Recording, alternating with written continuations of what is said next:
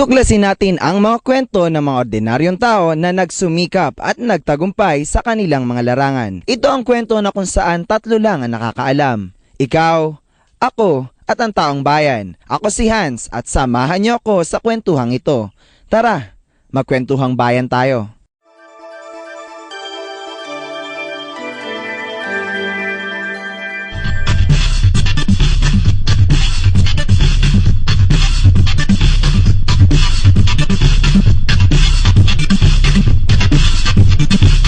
Karaniwan nating naririnig ang kasabihang nasa pagsasama-sama ang pag-unlad at pagkakaisa. Nagpapatunay lamang ito na ang diwang Pilipino na pagkakaisa ay nananatiling buhay sa makabagong panahong ito. Alamin natin ang kwento ng barangay personas na dahil sa pagsasama-sama at pagtutulungan ay naitatag at napaunlad ang kanilang taniman. Halikayo at ating bisitahin ang Golden Glow Farm ng Barangay Personas.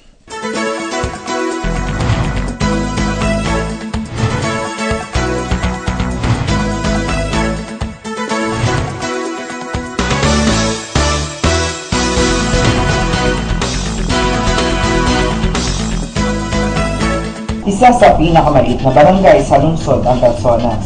Taong 1971 ang opisyal itong maging barangay mula sa dating sitio ng barangay komunal.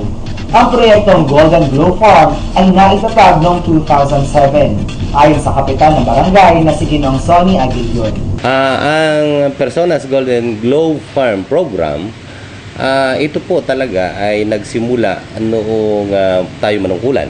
Katunayan, ito ay mula ng ako'y manungkulan 2007. Nakita ko na ito yung tanging solusyon para mabigyan ng karagdagang pagkikitaan ng ating mamamayan. Kasi nga, ang lugar ay lugar ng agrikultura. Malaki ang naitulong ng mga ahensya ng gobyerno, ganun din ang mga taga-personas na bahagyang nakakaangat sa buhay para makapagsimula ang nasabing proyekto. Pawis rin ang naging puhunan ng kanyang mga kababayan na sila rin namang nakikinabang sa mga produkto ng kanilang pagsisikap.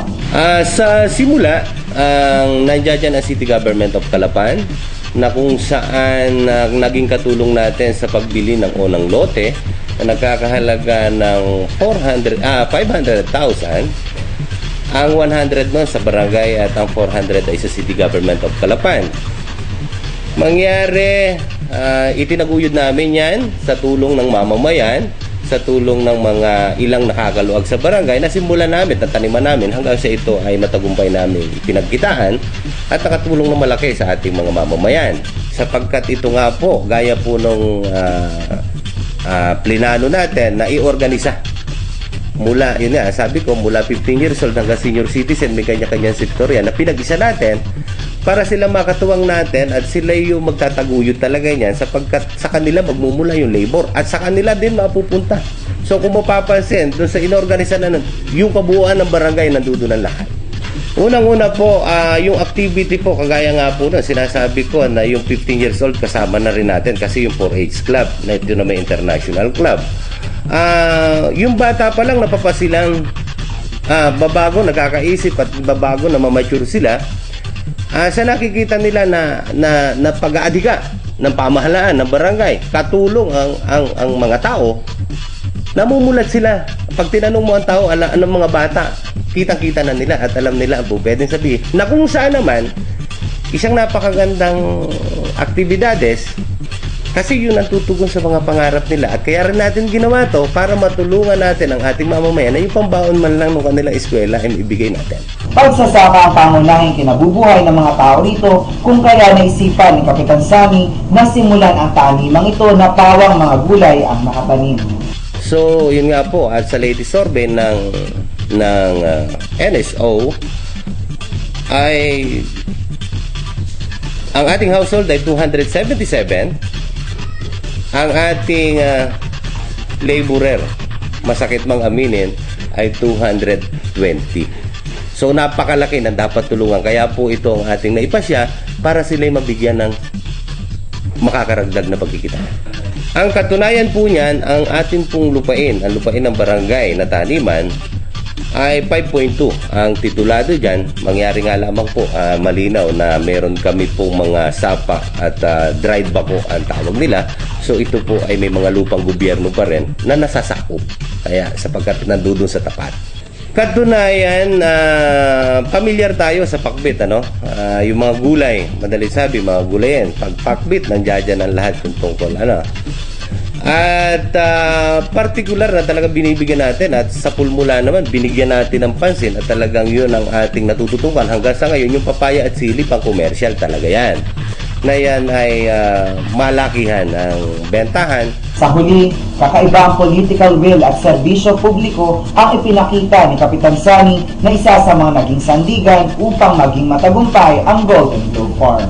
Kasi po ang akin naman, hanggang sa may magagawa ako, ginagawa kong isang maging magandang halimbawa Ngayon, kung matapos man ang panunungkulan ko, siguro nakapaghalimbawa tayo, nasa sa kanila naman yan sapagkat sila ang papalit dyan. Ngayon, kung ang ating nasimulan, alam ng tao, ay may ipagpatuloy ng sino magustong manungkulan pagkatapos natin, o kung kailan man tayo matatapos ang panunungkulan, siguro masaya na ako ron. Pero kung ito po ay mapapabayaan, siguro po hindi rin naman ako papayag na ito'y mapabayaan na natin ang lubusan. Gagawa po tayo ng paraan at aalamin natin kung paano ito may tataguyod. Kasi po ang programang ito, yung Personas Golden Globe Farm, ito po hindi programang pang ngayong araw lang, o hindi sa panahong nanunungkulan lang ako. Ang alam ko, ito'y pangarap at programa mula ngayon hanggang sa mga susunod na araw.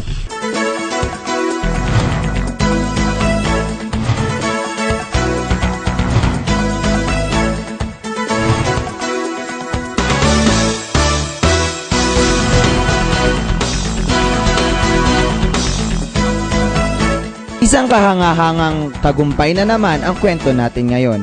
Naway maging isang halimbawa ang pagkakaisa at tagumpay ng barangay personas at ng mga taong nagsumikap para sa tagumpay ng proyektong ito. At mga kaibigan, samahan niyo ulit ako sa susunod nating kwentuhan. Marami pa tayong lugar na pupuntahan at tagumpay na pag-uusapan. Ako si Hans at Kalapeño, magtagumpay ka!